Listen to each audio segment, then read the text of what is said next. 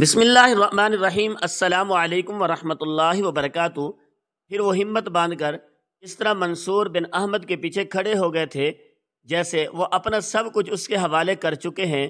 جب گرد کے بادل چھٹے ان میں سے منگول گھوڑوں کو بگائے ہوئے دکھائی دینے لگے، اب وقت کی آنکھ نے دیکھا منصور بن احمد کی آنکھیں قہر برسا گئی، چہرہ غصے میں سرخ ہو گیا تھا اور جسم پر ایک کپکپاہٹ سی طاری ہو گئی تھی۔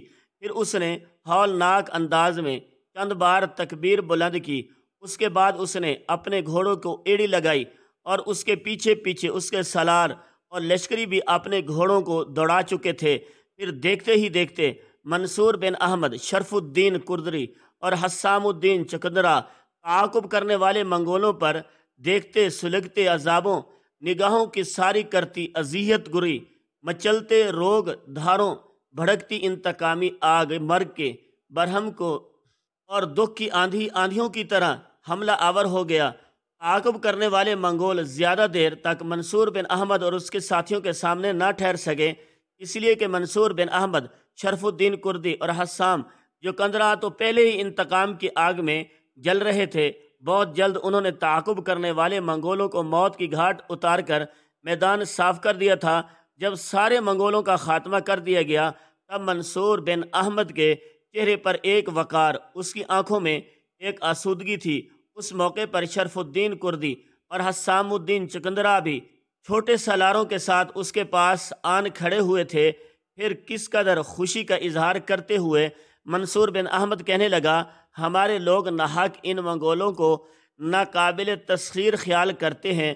خداوند قدوس کی قسم، اگر ابن القمی بغداد کے زیادہ لشکریوں کو شہر سے نکال کر سرحدوں کی طرف نہ بھیج دیتا تو میں اور فتح الدین ہلاکو خان کا مقابلہ کر کے اسے شکست دے کر مرکزی شور قراقرم تک اس کا تعاقب کرتے، مگر برا ہوا کہ ابن القمی نے نہ صرف مسلم قوم میں تقسیم کی بلکہ ہمارے لشکریوں کے اندر بھی تفریق کی ایک لکیر ڈال کر رکھ دی۔ پھر منصور بن احمد نے اپنے لشکریوں کو منگولوں کے سامان کا جائزہ لینے کے لیے کہا۔ تھوڑی دیر بعد کچھ چھوٹے سالار آئے اور منصور بن احمد کی طرف دیکھتے ہوئے کہنے لگتا ہے کہ یہ منگول راستے میں کچھ بستیوں کو لوٹتے ہوئے آئے ہیں، اس لیے کہ ان کے پاس کھانے پینے کے علاوہ دیگر بہت سا قیمتی سامان بھی ہے۔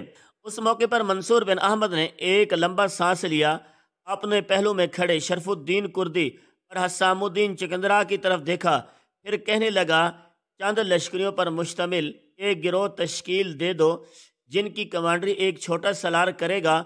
منگولوں کے پاس جس قدر کھانے پینے کا اور دوسرا سامان ہے وہ سب ان لوگوں کے پاس رکھا جائے، وہی اس کی حفاظت کریں گے اور اسی سے اپنے ساتھیوں کی ضرورت پوری کی جائے گی۔ سب کا کھانا اکٹھا اور ایک ساتھ ہی پکے گا اور سب کو ہر چیز کا برابر حصہ ملے گا۔ پہلے منگولوں کا سارا سامان سمیٹ لیا جائے۔ یہ جو منگولوں کے گھوڑے ادھر ادھر بھاگتے پھر رہے ہیں انہیں بھی اکٹھا کر کے ان کی لگامیں ایک دوسرے سے باندھ کر انہیں بھی اپنے آگے آگے ہانکا جائے گا۔ ہم یہاں سے اب شمال کے کوہستانی سلسلوں میں فرا تتار قبائل کا رخ کریں گے، ان کے اندر رہ کر ہم منگولوں پر ضرب لگاتے رہیں گے، ان سے انتقام کی اپنی رسم پوری کرتے رہیں گے۔ اپنے سارے لشکر کو سمجھا دینا کہ فرا تتار قبائل کے اندر جا کر کسی پر بھی انکشاف نہ کیا جائے کہ میں بغداد کے لشکریوں کا نائب سپہ سالار منصور بن احمد ہوں۔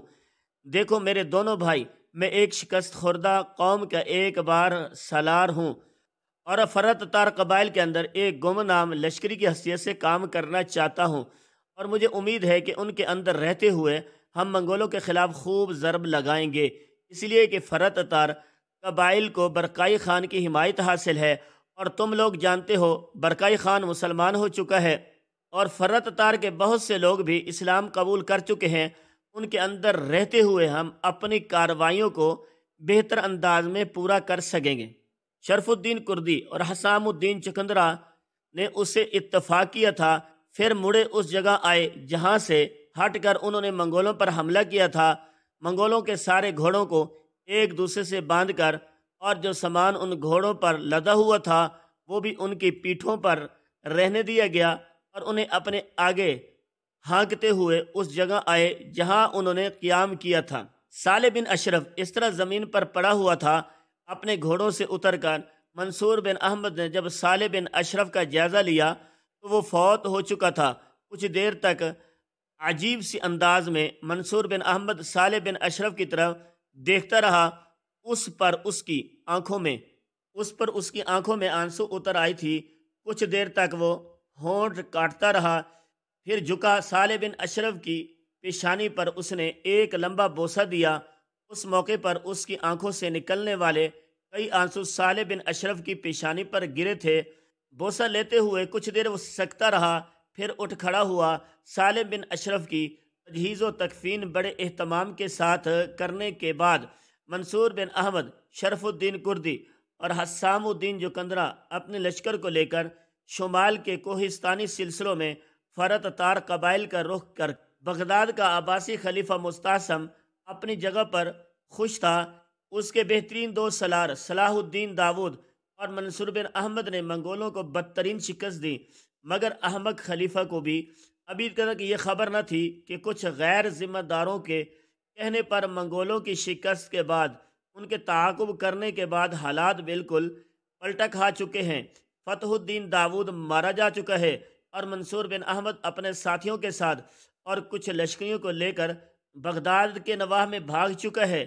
مورخین لکھتے ہیں کہ ابن القمی، جس نے خلیفہ کو اب تک بے خبر رکھا تھا، خلیفہ کی حماقت پر ہنس رہا تھا۔ اتنے میں بغداد شہر کے اندر یک یہ خبر مشہور ہوئی کہ ہلاکوں نے اپنے کثیر